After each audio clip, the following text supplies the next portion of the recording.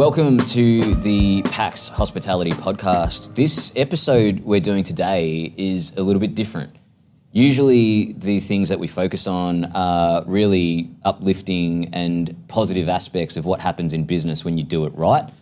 And why we do that is because we want to inspire business owners in Melbourne and beyond that are generally trying to figure out hospitality. We want people to be able to run their businesses better so they can enjoy their lives more. And this one's just taking a slightly different route, right? Rather than focus on the best practices and all the things that happen when things are going well, we actually want to spend some time today talking about what happens when things start to fall apart. Now, there's a really specific reason why we've chosen to do an episode like this now.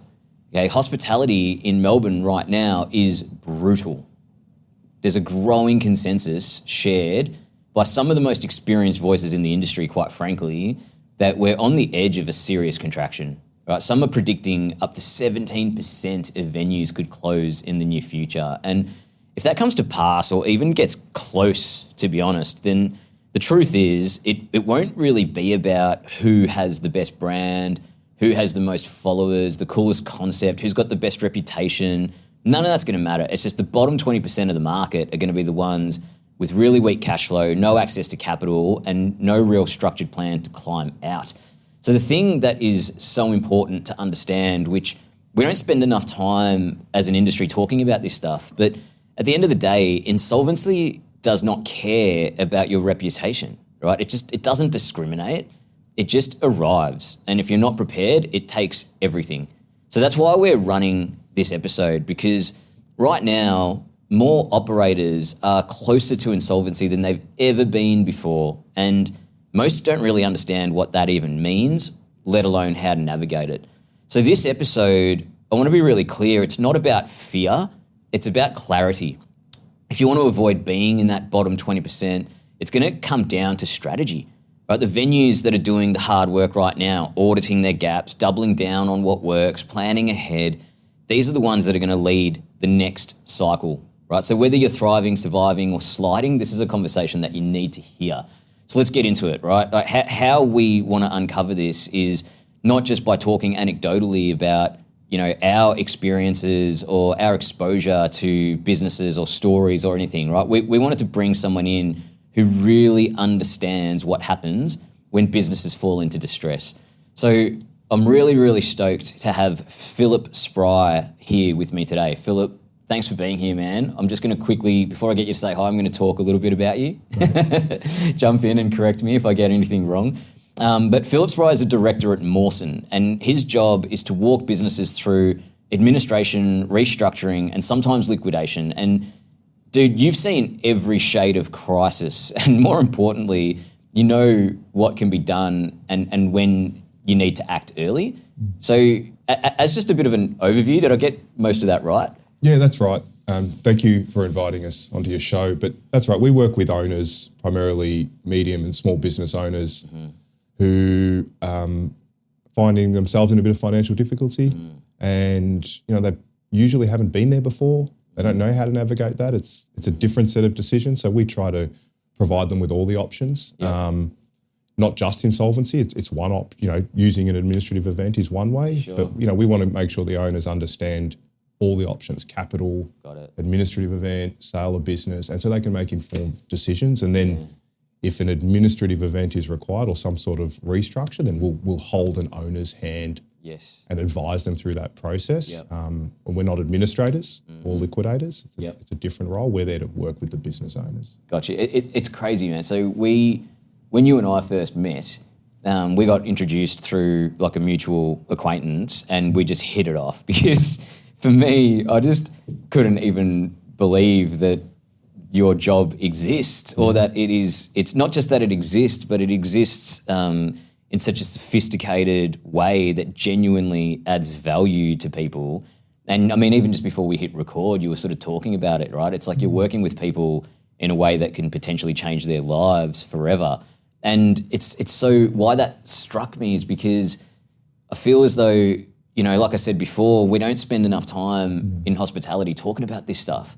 It's such an industry of passion and belief and let's just go and it's going to work itself out and you've got to be gritty. And no one even wants to think about what happens if we get here? Whereas not only have you guys thought about it, but you've worked it out in the sense that you've got a really great blueprint that has obviously helped so many great people, and you've got so many amazing stories. So no one wants to meet me.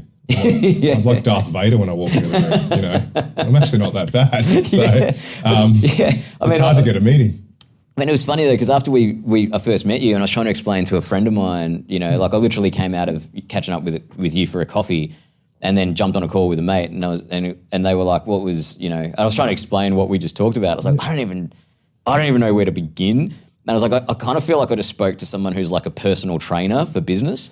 And also, a common scenario is, I think you're right, that people get fearful of it. Yeah, they read, you know, they'll tell themselves, especially hospitality business owners, will put a lot of effort into the hope of the turnaround.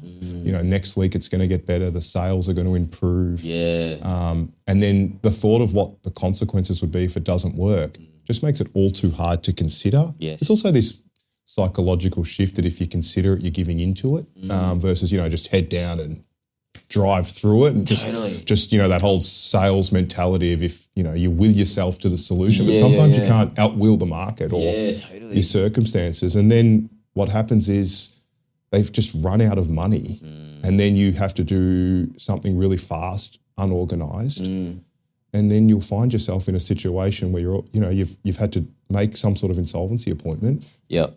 You're unorganized, you're unadvised, and more often than not in that, you'll lose your business. So, I mean, this is why I thought this episode is so pertinent and why I was so excited to do it, right? Because, you know, usually when people start using words like what you just used, everyone's eyes just glaze over. Yeah. And what blew my mind when we first started talking was that you think about it from that perspective, right? Where it's almost like, I don't ever want to be in that position. And so rather than come and see someone like you when I'm in the shit, I should actually do it way before then, because I'd rather you look at my business before I even get there and tell me what I should be looking out for. 100%. So I'm going to give you a really random analogy that I bet you no one's ever given you before. A bit of a deep pull. So you think about like medicine, right? Yeah. You know, Western medicine, what happens? You go to the doctor when you get sick and they fix you, all right? But like, you know, Chinese medicine and natural, you know, medicine.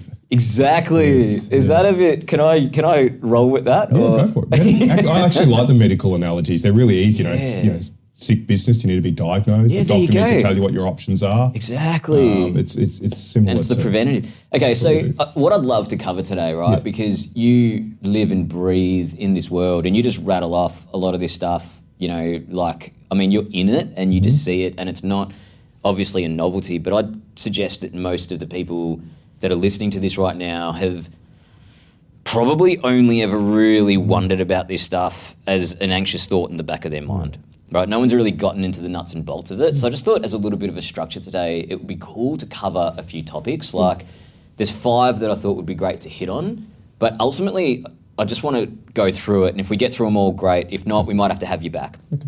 But what I thought the topics that would add the most amount of value is some pretty baseline definition stuff around Insolvency 101, right? Like just what is it? How do I get my head around that? The second part would be more around administration and trying to explain, you know, what does that mean? Like everyone hears these words, but I don't think anyone can just, bam, define them, right? Yeah. Then I thought it'd be really cool to talk a little bit about the common triggers in hospitality, right? Like, okay, we know what insolvency is now. We know what administration is now. What are the common triggers that occur in hospitality that we should be thinking about? Then where I think it'll really stick is what do you do if you're sliding? Yeah. Okay, what are some, so come back to that preventative thing, right? Like what can we do now? And the last one, if we get time, is just like maybe a post-mortem and reinvention section. So if this is something that has happened to a business, what does life after that look like? You know, what are the options there? Because I think people just think about what they understand from what they see in movies and things like that, which is like, okay, well, that's basically the end of everything. Yes. And I'm sure that's not the case. So does that sound all right? Perfect. Bit of a structure. Perfect. All right, so let's just jump straight into it. If we go into the first part, Insolvency 101, right? What actually is insolvency? And explain it to me like I'm a 5-year-old. Yeah. So the legal definition of insolvency is you can't pay your debts when they're due. Okay. So now that's a pretty vague sort of, statement, but that's how it's defined in the Corps Act. there are indicators of insolvency. So you can't just look at one thing. There's balance sheet, there's cash flow, but essentially you're finding yourself in a situation where your debt's are mounting, you're looking forward, or you're in the current situation and you just can't pay your bills. Got it. You know, you physically can't pay them, you've got creditor pressure. You know, then you're in a world where the word insolvency is coming into play. Yep. You're So not solvent. You're talking about a situation where it's like, I know that, you know, I've got to pay suppliers for stock, I've got to pay the ATO, I've got to pay rent, and I'm just looking at my bank account and going, Can't pay it. yeah. It's due, Yep. and I don't have the money to pay it. Yeah. You And know, I mean, they're knocking on my door. They're and knocking on my door. I can't, even if that, you know, I can't pay it. So, yeah. so in that situation, then is when, you know, if you're at that point, you're probably already in well and truly down the path of needing some help. You know? So why I think it's so great in hospitality, and why I think so few people really understand this stuff or think about it from that lens, is because we work in an industry that I feel like is perpetually on the brink of solvency, in the sense that, you know, anyone who owns a hospitality business, apart from maybe like 2% of them, is constantly in this tussle, where it's just like, man, you're so impacted by seasonality, roadworks, you freaking name it. And even at the best of times, the industry is inherently paper thin margin, which means you got to do really high volume, right? The worst model for business. And then on top of that, your stock's perishable, you know, staff are really hard to come by, there isn't really much regulation. Trends are hard to predict, it's oversaturated. So it's just, you know, if you think about, like, you know, the bell curve, it's like right on the end of that tail in the wrong direction. Every hospitality business owner I've ever met is, you know, obviously I've met them, they're spinning plates like crazy. They're juggling their creditors. They're hitting refresh on their phone to see what their sales are like almost in real time, because they're so dependent on hitting those numbers. Exactly. They're frustrated because what they thought they did last Saturday night, they didn't do this Saturday night. So you ask them for a cash flow and it very rarely sort of is produced, or they don't think it has any accuracy because they can't predict in this market with any level of certainty what their sales are going to be. You know, all their sales are doing this and they're just fluctuating. So, I mean, is this all the more reason, or is this just the way it is? Like, where my mind goes when you say that is, for most businesses in hospitality, they're in that really vague part of the definition, which is like, you know, have I got enough money to pay my debts or not? Because I can't see into the future. I can't even see into what I'm going to do tonight. Yeah, well, it's a bit broader than just, so that's the legal definition. But you, as a business owner, you can look at a few different things to dive a little bit deeper. So, you know, best place to start is your cash flow. You forward look out your cash flow and you go, okay, yes, I've got some creditor pressure, but if I map out, say, the next 13 weeks quite in a granular detail, I can see that I can pay all my debts, maybe bar one creditor. So then I need to get on the phone and do a deal with that creditor. Because even though the debts are due, if you can get that particular supplier to give you some terms or go on hold or pause, you've come to an arrangement with them, well then it's not due anymore because you've talked to them and they've agreed that it's not due. So that's a really, really smart one, right? Like, I spend a lot of time talking to business owners about, in hospitality, around their, what I would call their financial architecture.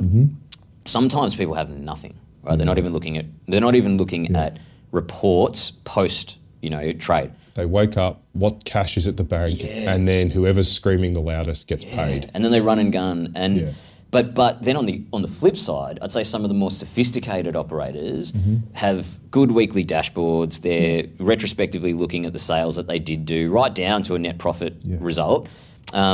They also, some of the more sophisticated than that operators have also got a really good use of forecasting in the business, and all the managers in the business have a high level of aptitude around forecasting. So, you know, the week's coming up and the managers, you know, in the departments are kind of going, that's what I think the revenue's going to be. That's what my roster's going to be. This is the net position it's going to leave us in. And they can do a fair bit of tweaking on it, monitor it every single day and whatnot. And when you're running this, it just makes... It's like when we met. You produced financial information, you know, that was robust, accurate, and then we could actually have a more meaningful conversation about options, advices for these, you know, and then versus you go to a meeting and you're just giving sort of generic advice because you can't make a specific, they can't produce any information. It needs to be acute advice because it needs to be like, these are the things you need to pull. But what I was going to say though, the one thing, that I don't think a lot of operators in hospitality have is they might have some basic forecasting that they're doing operationally, but no one has that cash flow runway. And I just think when you can sit there and look at that and go, okay, this is where I am right now, and I'm just going to put in what my conservative revenue is going to be over the next, even if you just work off 16 weeks. Okay, and I'm just going to I'm then going to plug in all of my obligations, right? By supplier, should be granular. Yeah, but even if you didn't go to that degree of detail, you just went, you know what, I'm going to allocate that, I'm pretty confident I can get on a good sort of payment plan with all of my suppliers that'll cost me, 20 grand a week or 10 grand, whatever it is, right? And just plug that in, right? And then you just know the pressure is on me to make sure I'm managing those relationships. But then you've got, your rent, your ATO stuff, your BAS, all that stuff that's coming up. Then that net result at the bottom, it's just going to show you exactly where you go red. I couldn't imagine running a business without one, but so many people do. Yeah. And as you said at the start of this, the hospitality owners, especially maybe at the smaller end of the scale, they're passionate, they love the customer service, the product, all the things that make hospitality, that invites them in. Yeah. But who wants to sit around doing all the detailed cash flow reporting, making sure your bookkeeping's up to date? If you're not transacting daily, if someone's not entering in the invoices and the data, relatively quickly, it's pretty hard to produce that. But I'll tell you something crazy though. I haven't met anyone yet who isn't paying a bookkeeper at the very least. And it's just about instructing them that this is what you want. They can produce it. It might not be just like send them an email and they go bang, they give me the silver bullet, but you've got to work on it together. But it's almost like I'd be saying, if it was me and I was strapped for cash, I'd be like, do you know what? You manage that. I'll take payroll back. I'll do that myself. Correct. And there's so many online tools. It's so easy to produce just receipts and payments. It doesn't. You're not trying to split the atom. Nah, exactly. It just needs to be commercially accurate. So you can, and as you said, turn the assumptions down. Yes. Don't produce a cash flow that has you doing sales you did 4 years ago. Exactly. When it was perfect market conditions. Mate, I'm going to out myself as a proper geek here, but when I first started to learn about how important a cash flow forecast is or a cash flow runway is, I implemented one at home. Right. For the too good. Yeah, me and my wife use one. You do it at home. Yeah, we update it every day. Yeah, just chuck in the expenses that did happen, and probably don't spend as much time on it in a future sense as what I'd like, but anyway, it's pretty funny. Well, as a business owner, it gives you your runway. So if you're looking at the bottom and you're seeing a lot of red and you're getting retina burn, or you can see the negative cash coming. If you said what's the number one sort of indicator of success for what we do, whether that means you're having to raise capital, do a distressed sale, put a business into administration, and then raise capital, time. If you come to our office and say you've got to do all that in 2 weeks, your probability of success is shrinking. It's almost impossible. But if you say, look, we've got 16 weeks time, we're running out of money, right? Or I'm heading into winter, or there's a seasonal trend, especially in hospitality. 16 weeks means you can plan. We can talk to stakeholders. You can meet with lenders, creditors, people who want to purchase assets. So there's different. Well, the best thing is that runway, it's going to show you which of those inputs needs to change. Correct. Yeah. I love that. It's the first thing we do when we get engaged. You don't worry about looking at the business model or the health. The first question we'll ask is how much time do we have? Yes, got it. So I want to just ask you something a little bit more philosophical here, because in my mind, right, it doesn't matter whether your business is doing well or not. You need this. Even if your business is doing well, you might just think, hey, in October, I might want to donate to my kids' football club. But if I don't know what my freaking cash flow is doing, I can't really make that decision. And then for the people that are in not so good a position, I just think about how much anxiety takes its toll, and you kind of know something's not right, and you know that there's risk coming up. Man, until you deal with that, you are just holding on to it, and you're hoping, and that's going to impact your relationships, your everything, your culture, and it's like, man, just get that process done, and then you might be worse than what you thought, but at least now you can deal with it. Yeah, exactly. Now you're on the front foot. Okay, so this has been amazing already, right? Like I think if there's one thing people need to take out of this is get a cash flow runway happening. Yeah, understand where you're at. Yeah. So I guess like, can I just ask you a little bit more around insolvency? Like, what are some dangerous kind of green flags you see on the surface that are actually red flags underneath? Yeah, one for me is apart from when I meet a business owner who asked me to come in because they're in financial trouble and I see $500,000 of cars sitting in the driveway. But apart from that green flag. It's not happening in hospitality anytime. Usually it's someone who, to your point, when we meet an owner or we meet someone, they have more information and want to talk more about Instagram or some of the things, look at this amazing fit out we've got and all that, and then they're not really ready or have the information to talk about the numbers. They're great things. They're things that you need. But in my situation, I too often meet business owners who really only want to talk about, all the nice things. And on the face of it, they look and they're perceived to be successful. Sometimes they're just vanity metrics, aren't they? But underneath they're not. They're selling $5 notes for $4. Yeah, there you go. But, they've got amazing colour. I guess it's a really good one as I think about it. A green flag is sometimes in my line of work is when hospitality, manufacturing a little bit, is when a customer looks at me and says, my customers love me. And I look at the gross margins, I go, I know why. Because you're giving it away. Right? So I always think, oh man, it's sick how most people say my customers love me, that's a tick. But in my world, it's like, what do you get? Let me check the margins. You're losing money and it's going in the correct. Dude. Okay. I remember we talked about this once. We were talking about I can't remember what the business was. It might have just been let's just say it was like a sushi shop or something like that. And it's just our customers absolutely love us. And then you look at the COGS. Yes, because you got 300 grams of protein in your $12 dish. Exactly. You're that's why they love you. Every time you sell them, a hand roll, you're literally giving them 50 cents. I'd love you too. Yeah, that's it. So that's quite triggering. And it's my Instagrams, I've got one at the moment, not this sector. They got the most exciting, amazing Instagram following. Everyone wants their product. It screams. They literally sell $5 notes for $4. Dude. There's a reason. So for me, it's a flag. Love that. Okay, that's really useful. So if we jump to the second aspect, which is administration, and explaining that, obviously, I guess in my mind, it's if you're experiencing insolvency, this is potentially what comes next. Yeah, it's one. So when we get engaged, putting a business into administration is always the least preferred option, which we try to explore. Right. So you build up all the other options, but sometimes it's an option you have to go down into a path. And it's one that usually couples well with other options. So for example, business owners in our scenario, we find it almost impossible to raise capital. They've got losses, their balance sheet's underwater. They're not going to attract. They've got no more assets to lend against from a loans, to get credit.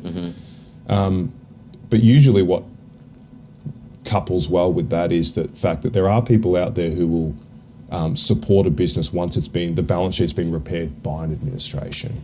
So when an owner's considering, it's got, to your point, that insolvency, there's indicators, there's flags, they've got cash flow problems, we will try to build up all the options for them. And one of them we always look at is, does this business need to go into administration? Yes, got it. And then a deal done with the creditors. Can we get into the detail of that? Yeah, sure. I think the best way to do it is let's use an example. Perfect. Let's just say we're looking at, let's just say I've brought you Leon's Pizza Shop. Right. I hope there's no shop actually called Leon's Pizza Shop, so I don't get sued. But it's just Leon example. Kennedy's Pizza Shop. Yeah, correct. So, example only. So say for instance I'm worried, right? Yeah. I'm like, man, I'm looking at my cash flow runway. It's going pretty red in the next 12 weeks. Let's talk. Talk me through this. So now we're going to go down that pathway of hey, it looks like Let's say we form the view that, okay, you can't avoid administration. Yes. You're not going to be able to trade your way out. Yeah. And I think that's always the scary one for the owners. And that's always the one that I think you can find. That's the hope option. All right. For example, next week I'm going to make these changes and I'm going to produce the profit that's going to be able to that's going to help me pay off my liabilities and fix the balance sheet. And then every week that goes on, those results don't come. Yes. So now you look at it, and then your results, and then what you need to achieve in trade is becoming such a large number, or a number you've never done. Yeah. It's never repairing. Yeah. It's never going to be enough. Yes. So, and for me, you sort of come back to the first, that's the hardest one with the business owner in hospitality, I find. They're always looking. I just think, because it's the easiest, it's you just want, people aren't lazy. The owner will go in and be active. It'll make changes. It does things. They'll fight for it. But then if they're not working, and administration, all the other options are scary. Yeah.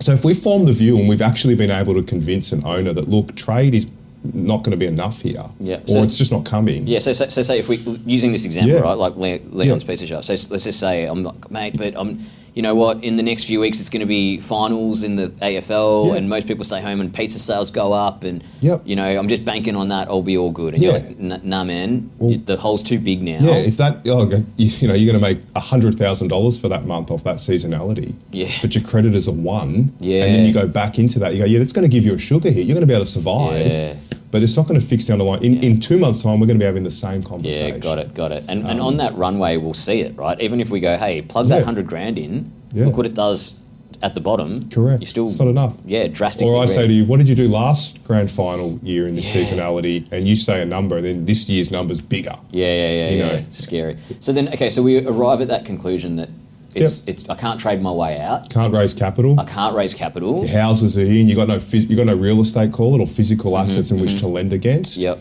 But you turn around and you say, then the next thing to work out is Leon Kennedy's pizza shop worth saving? Because nobody wants to go into administration to go through this a very hard process of you know, and it is hard to come out the other end. Without a business that's going to work again. Yeah, then I'm just back in it. Because then you might as well go administration or liquidation, close it, go do something else. So even if I said to you, hey, I'm in the shit here, it doesn't look like I can trade out of it, but I've got a really good mate who works in tech and he's got, you know, a couple $100,000 he's willing to lend me. So I do kind of have access to some capital. Responsibly, you need to actually assess if you dump that 200 in and it doesn't actually change anything significantly 20 weeks down the cash flow, don't take that money. Yeah, well, that's right. If you don't want to raise, especially if that's credit that your friend's providing. Exactly. You know, you're taking more debt. When you probably can't repay the debt you've got. So before you arrive at that conclusion that we need to go into administration, is there a step before that to determine whether the business is actually worth going down that road, or is that the whole process? It's the reason you have to, in everything we do, we have to work out whether there's a business worth saving. Got it. Because then you're going into administration with a very different strategy. Totally. So if you say, Phil, I've been selling pizzas for 10 years, the market's changed, I can't make this work anymore, I don't have any new ideas. There's the big pizza shop across the road's opened up, it's killing us. Well, what we need to do is just make sure now that you're going into administration to try to get, you know, it's just a realisation.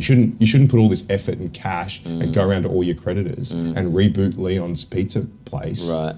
If Leon doesn't even think he can make profit. Yeah, do you know what I mean? Got it. But that's probably the easier one. The harder one is you've determined there is a business to save. Right. Now, we want to go around and go into administration and essentially get the administrator and the creditors and a whole bunch of stakeholders and possibly fresh investment to galvanise around a plan to get you out of administration and back into trade.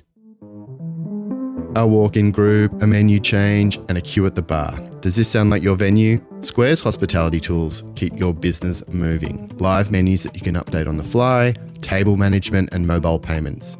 So staff can focus on your guests and not play guesswork. Keep service personal and let Square handle the rest. Head to squareup.com to see how Square can power your hospo business. If I take out some of those words and just put it into a really common way of thinking for me as a business owner, it's that we've sort of looked at it, right? We'll come back to that cash flow runway and it's like, man, in 16 weeks, there's a cliff.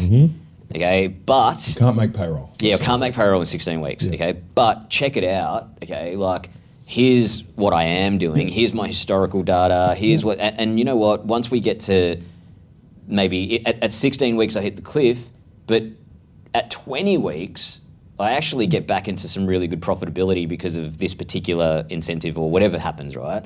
The focus becomes how do you plug that gap? Yeah. Is that about right? Well, yeah, that's right. If you look at it and you go, well, I'm going to make profit in week 20, we go back to that original equation. Will there be enough profit to avoid administration to do deals with your creditors? Yeah, and say it is, right? So if it's at week 20, I'm laughing, right? I've got the most conservative sales ever, you know, but I've also been able to open a new site or I've done something differently. So now trade is profitable. Trade is profitable. That's right. Then and you assess through a 3-way financial forecast that the trade is going to be enough.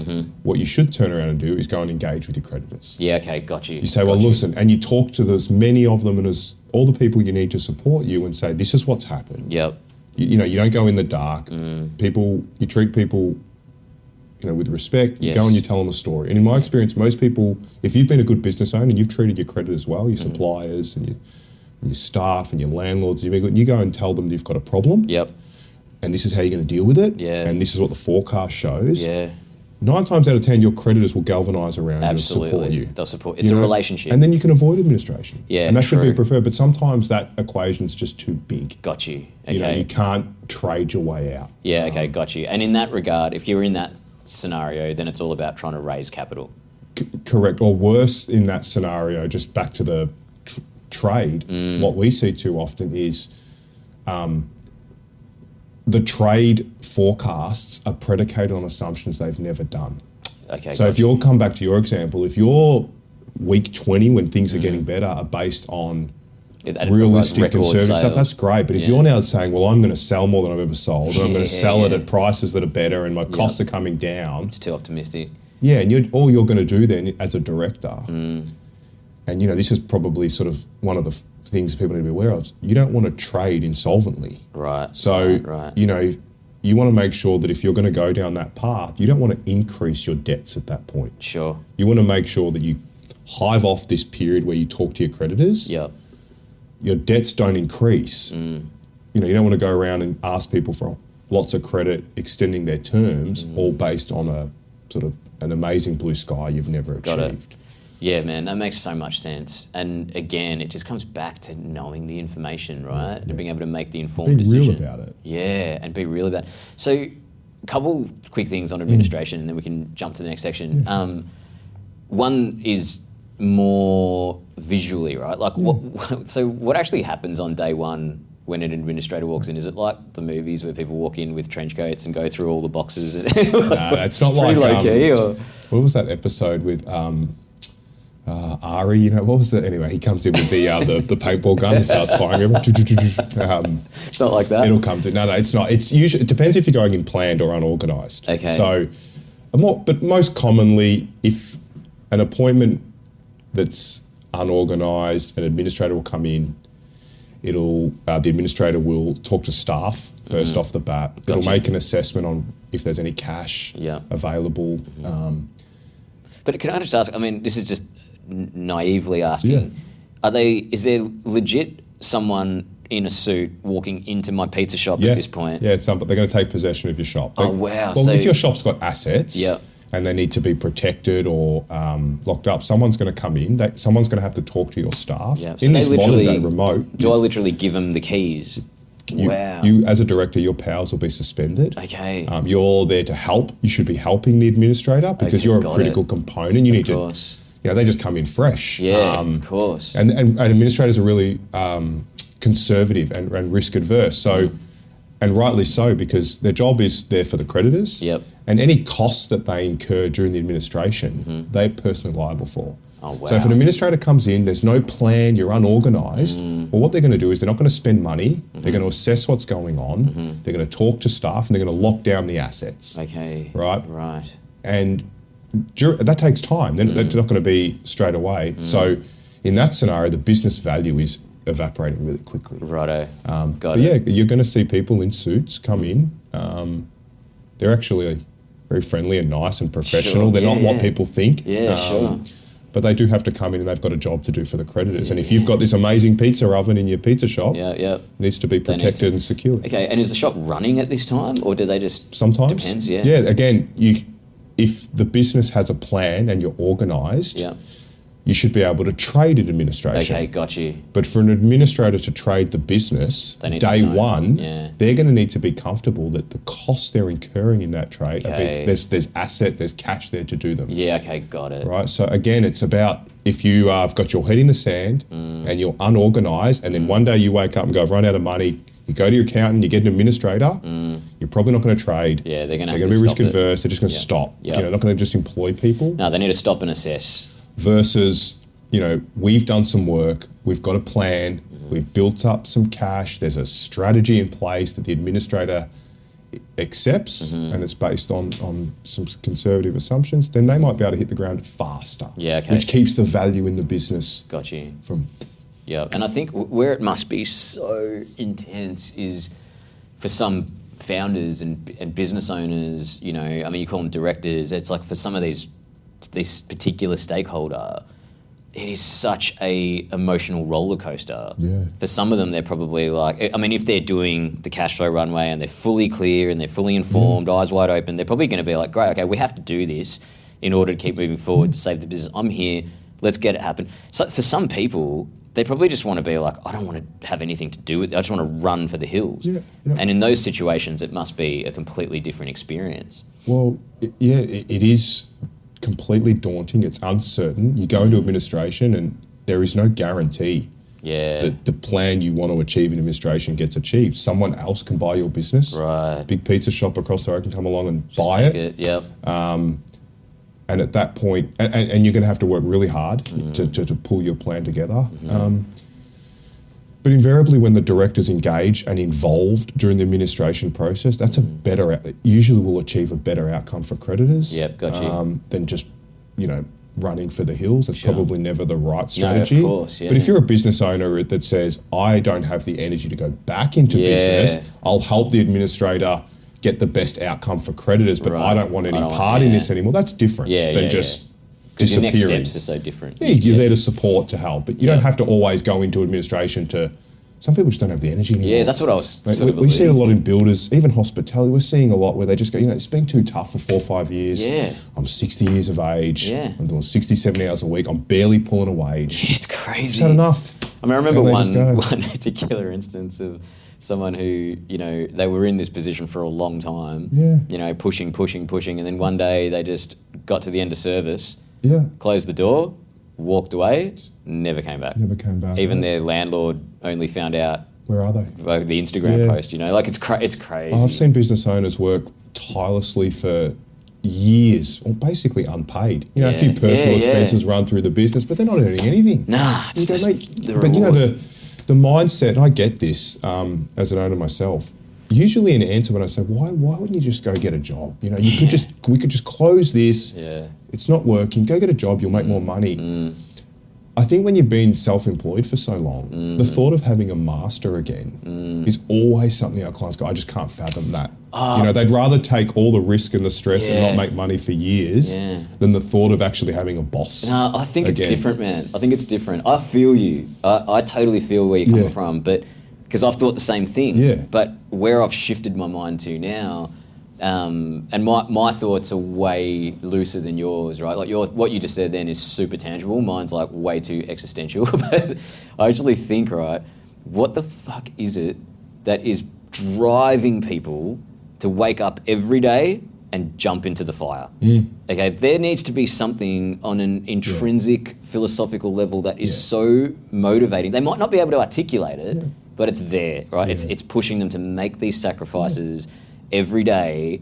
And I think there's a sense of meaning and that passion piece. It's like, this needs to exist in the world. All those guys I talked about started there. They start. I think every business starts there. Yeah. And then the thing is, like, if you've got that let's just call it the super drive, important passion. jet fuel. Yeah. That's awesome, but then you still need to make sure the vehicle is in full working order. Yeah, and make no mistake, we need these people. Yeah, I know this perception. Australia has a culture where, probably more so than the States, where we probably jump on our entrepreneurs and our corporate failures pretty harshly. Yeah. You know, people lose money, so I understand. But you know, these people, that vision, that passion to start a business, to put your house on the line, to leverage your house into a fit out for a restaurant, without certainty, and then employ people. Without those people, this whole thing stops. It doesn't happen, because I don't think you'll ever see a business model that you can take to a lawyer or an accountant and they'll go, yes, you should 100% do this. They're going to go...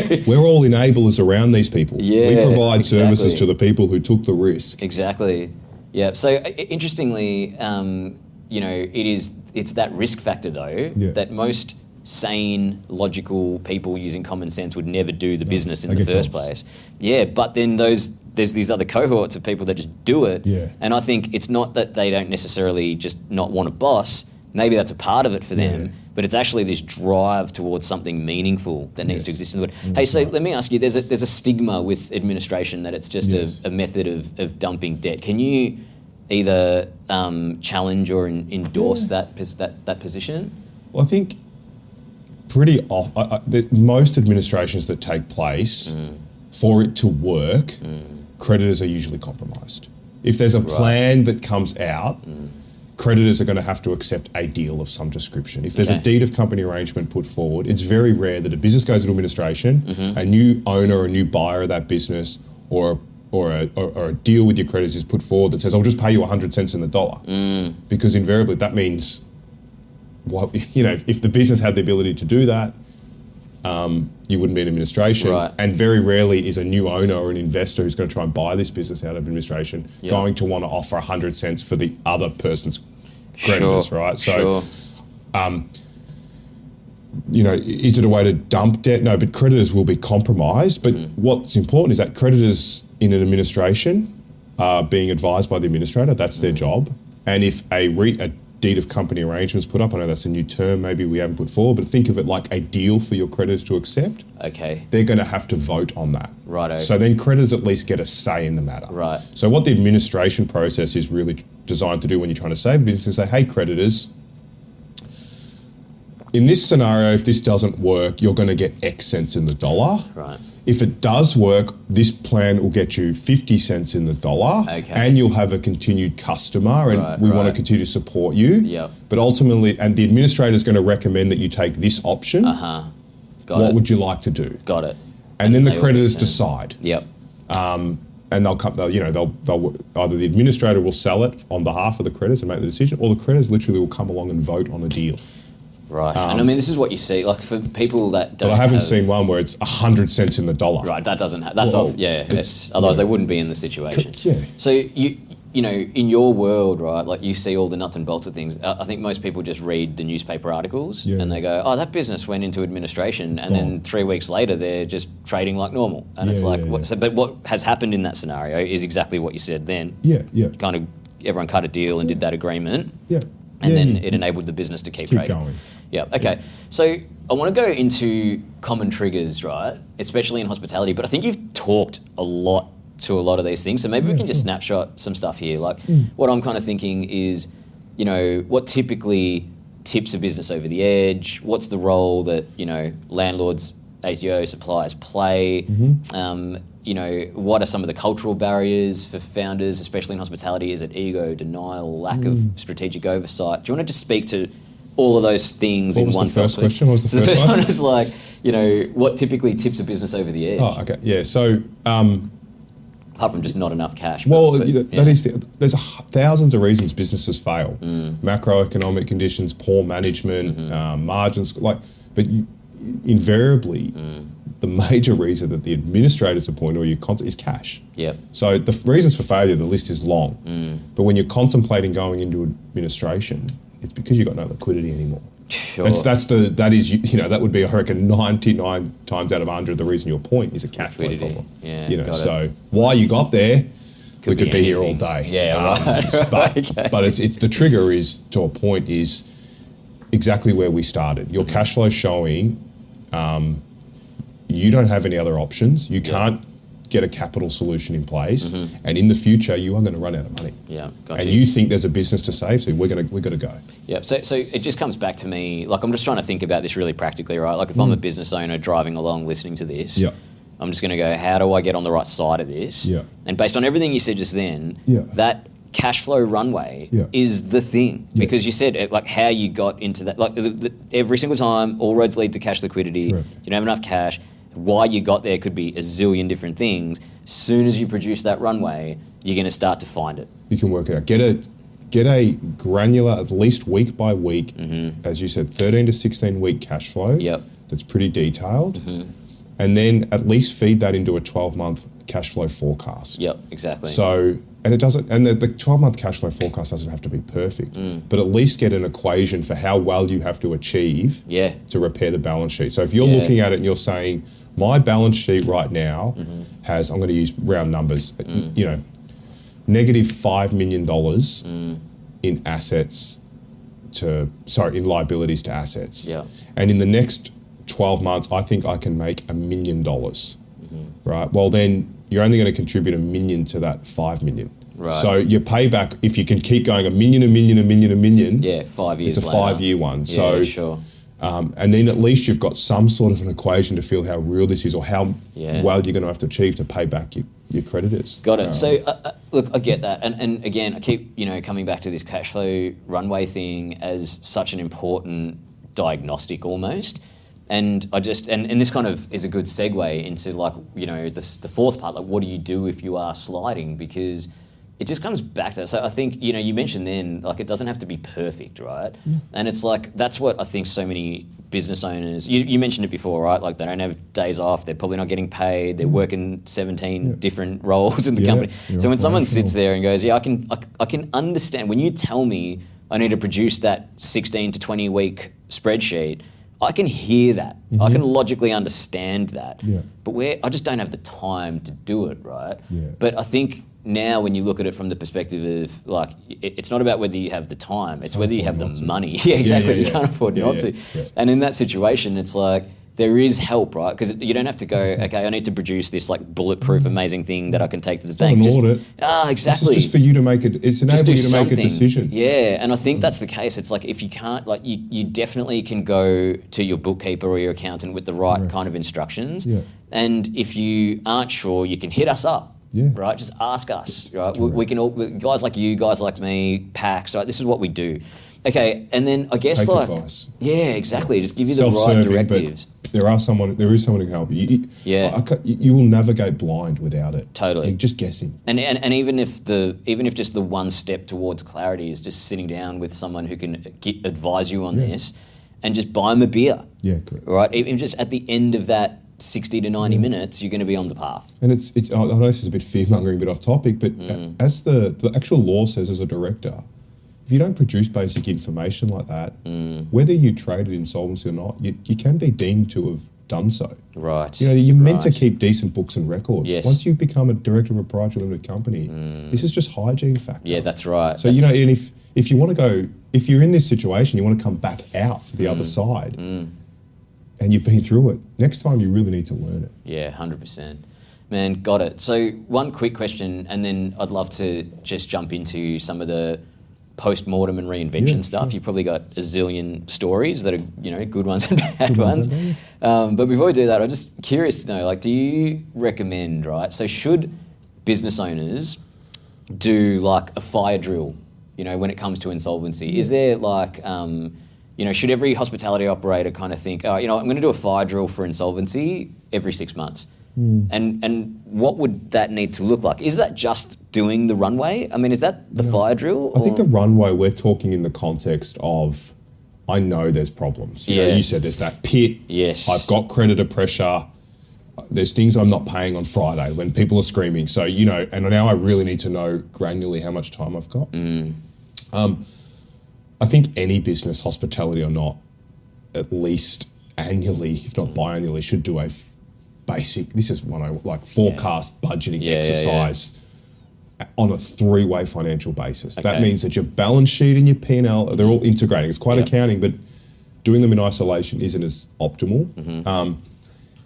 if you want to do like an annual fire drill for an insolvency, or if you're even thinking that there's pain on the horizon, or you just want to do this as hygiene, another good exercise is to really look at your balance sheet through some real world lenses, not an accounting lens. So what I mean by that is, if you take a set of financials or a balance sheet, there's usually a bit of noise in there, related party, capitalized intangibles, intellectual property. Hone in on the liquidity piece. And think about some of the, off balance sheet items like employee entitlements, and get a feel and impair your assets. So you can actually get a better feel for just, okay, how far behind am I really on the asset to liability equation? And if you do a real world balance sheet and you've got more tangible asset than you do liability, you're in good shape. Righto. But if you're then going, well, I got to take the loans out, the related party loans, I got to take the IP off. My assets aren't worth what I'm carrying them at. And then there's some costs, there's some employee entitlements, and that number will get big. Got you. Because then it doesn't, like, that's effectively the balance sheet is like carrying a backpack. And it's just like, man, even if you're going to go and run the marathon. Correct. Yeah, if that's got 20 kilos in it, you're be in trouble. As a hospitality owner, you could do a lot of effort and a lot of time, and you could turn your performance around and start making a small amount of money. But if you're carrying this 3 years of COVID, shut down legacy that's just sitting there, well, you're not working to make any money anymore. You just got it. Man, that's really, really informative. So, okay, last section, and then we're done. Post-mortem and reinvention. What happens to businesses when they go through this? And I'd love to, this has been predominantly just focusing on the business owners. And I'd love to introduce a more important, I believe, stakeholder, which is staff and employees, right? If I'm working in a business and I can just read the tea leaves and I'm like, man, boss seems a bit stressed. I think you're noticing things aren't getting paid. And it's not looking good. What should I do about that? Because obviously I'm just going to go, man, I might have, a stack of weeks of, annual leave. I might have super. If I'm starting to worry about whether I'm going to get it paid or not, what happens in that situation? Like, what protection have I got? Because in my mind, I'm just going to think about all the articles I've read where, old mate, declared whatever and now the staff cop it. Is it really as risky? There's some safeguards that exist before it gets to that point, right? And do any of them give me a peace of mind? From the lens of an employee, I think an employee has a couple of things that other creditors don't have. They're considered priority creditors. So in the event of administration, they're at the top of the tree. So if there's asset recoveries on things like cash, inventory, and debtors, they get paid out of those first after administrators. Not just what's available. So if there's, but they'll sit higher on the what they call circulating cash debtors stock. And then in the event that if there's not enough assets through whatever the administration process yields, if the entity goes into liquidation after administration, there's a government scheme to pick up employee entitlements on everything bar superannuation. Except for super. If I was giving... Why is that? Why don't they cover that too? It's what was set up sort of foundationally. I do remember someone telling me the reason when the legislation was put in place. There was all legislation put into place after ANSET. Right. But invariably, if you want to make sure that under any... So when we get engaged, if there's any restructure plan, what we always try to do with our advice is get super up to date before an appointment. Got you. Because you know that it's at risk. Yes. We want people to get their superannuation. And it sits it's right at the top of the tree in terms of who gets what. It's the first thing. So and if I was giving my son, I was thinking about, trying to be honest, if I was giving my son advice and I'm now flipping it around and I'm not looking through the lens of an owner and you're sitting there and you're not getting paid and you're worried about your entitlements or your wages aren't coming through or you haven't received super in 6 months, I think I'd tell my son to maybe start thinking about other things. Just cut your losses. I think you could approach your owner or your boss, I guess. It's hard for me because I've been on the other side of the fence for so long, course. but you might not always get the answer you want. But Yeah, sure. you probably have to make a decision as to whether you're in the right spot for yourself. Yeah, okay, got it. Yeah, fair enough. Okay, and then when you go down this road, right, you've seen it all. So can you share, obviously nothing specific, but just an indication of a scenario where it goes really well and a scenario where it doesn't really go so well? Yeah. Where it goes really well is you're organised. You've done all the technical answer is you're planned, you're organised, you've put forward a good deal to your creditors. Something a bit interesting that we've learned over the years is if the owner of the business is putting up some deal to their creditors, you get a really quick litmus test as how that owner's treated their creditors over a long period of time. And the owners who treat people well, with respect, and have been in business with people a long time, and have done the right thing but just fell on hard times, they get a really good showing from their creditors. Okay. And you find out really quickly who's been in business and doing it that because way versus others. Some owners will, take the phone call when the supplier calls. All those things. Yeah. Where some owners just won't get back to you, don't respond to emails. Yeah. All that thing. There's all these things. I think the obvious answer is what works is planning. Victory favours preparation. Yes. But the subtle answer is I find out really quickly what the character of the person is when I start leading creditor negotiations for continued supply. You work out. Doesn't mean all the negotiations are easy. No, sure. But people come to the meeting wanting to work with that person. Got you. So you find that out pretty quick. So be careful how you treat people over a long period of time, because one day you might need a call on that, and it'll get you a long way. Yeah, longer than you think. Got it. Okay, and then just last one, real quick. So some businesses out there that have gone through this process, and then they're back to prosperity, and they grow really well. And have any of those businesses that you've either heard about or been a part of that turnaround? I'm sure leading into it, there's always this fear from, the founder or whatever, that there's going to be this really bad perception now in the market about the fact that I'm tarred with that brush. Yeah. How much of a real thing is that? In hospitality, I think what makes hospitality easier than other sectors to go through administration and come out is invariably the customers don't even know. Right. They don't know that. In my experience, retail, hospitality, they don't know. Yeah. Well, they generally don't care. Yeah, right. Got it. If the restaurant's there or the venue's there to be producing product and a service, they're okay. So that's one of the more, when you're considering an administrative event for hospitality or anything that's B2C revenue, the reason it survives is because consumers aren't really impacted by it. Okay, got it. And then what changes and what makes an owner more successful on the other side, I think that was your question. Yeah. Is I think they just get a harder edge to them, conviction. So sure. That scenario where they don't face facts, don't produce the cash flow, don't make the cost cutting when they're watching the revenue downsize and they put their head in hope. The people who come out of this to do it again, they're not that person anymore. Got it. Once they've been there again. Once they've been put through the ringer and someone's taken them to the edge of the cliff, and they've had to talk to their wives and their families about losing their houses and changing schools, and well, if that's the first time you've been through that, I'm telling you, on the other side, if they get their chance again, they're just different. Yeah, They don't rationalise anymore. They make hard decisions. It all comes back to that discipline, right? And it's almost like don't have such a near miss to learn that lesson. That's right. You can get it for a bargain. But sometimes some people can only make the change in themselves when they feel that pit in the stomach, that emotion goes with it. But that for me stands out. Yeah, but I mean the beauty of this whole podcast and what guys you're like meant you to learn from exactly. Learn from osmosis. Exactly. But I'm telling you, the people that come out, they change, and the ones who are successful change with their conviction. Yes, got it. Mate, this has been unreal.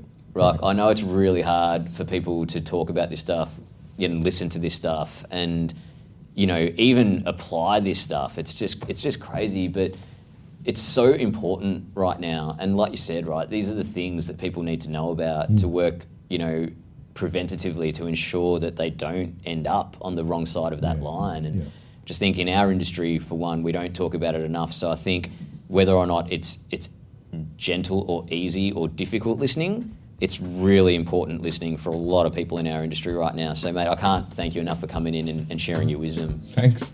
Thanks, mate. And thank you. Yeah, I think Thanks for having me. Yeah, anytime, it was great. man. I really Anytime. appreciate it. It was great. Appreciate it. Thanks, mate. Thanks for listening. Show notes, takeaways, and tools are available via our website, pax.melbourne. The PAX Hospitality Podcast is produced by PAX and Crate Creative. Support for this podcast comes from Square and Brunswick Design and Innovation. Our music is produced by Patricia Heath and Matthias Vestergren.